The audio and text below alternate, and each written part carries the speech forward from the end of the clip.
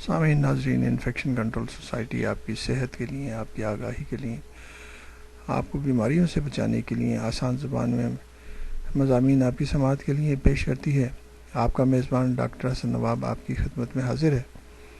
غیر متعدی امراض کے بارے میں مضامین آپ کی سماعت کے لیے پیش کی جا رہے ہیں تاکہ آپ کو اندازہ ہو سکے کہ ان بیماریوں کی وجہ سے ہمارے کتنے مسائل بڑھتے جا رہے ہیں۔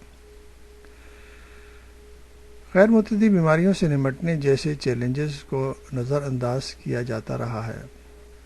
واضح رہے کہ پاکستان کے پاس ایسے اندرونی وسائل موجود ہیں جنہیں اس زمن میں بآسانی بروئے کار لایا جا سکتا ہے۔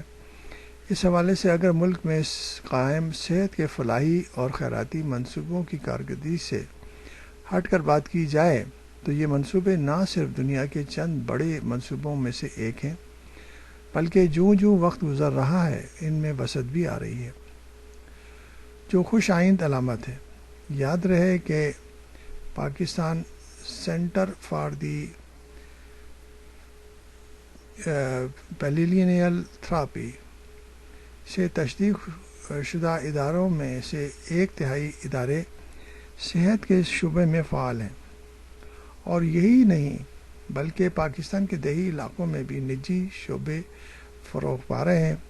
تاہم یہ تینوں ذیلی شعبے غیر متعدی بیماریوں کے ابتدائی دیکھ بھال یعنی کہ ابتدا ہی میں تشخیص، مرض یعنی کہ ڈائگنوسس اور مرض پر قابو پانے اور روک تھام پر توجہ نہیں دے سکے۔ اس کے برعکس سرکاری اور نجی حتیٰ کہ فلاحی ادارے اپنے دستیاب وسائل کے ساتھ دیکھ بھال پر بھی بھرپور توجہ دے رہے ہیں۔ اس تمام تر صورتحال کے نتیجے میں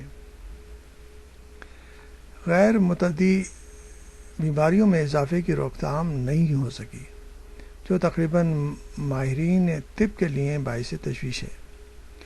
اس حوالے سے محققین نے بعض اہم رسک فیکٹر معلوم کیے ہیں جنہیں اگر دور کر لیے جائے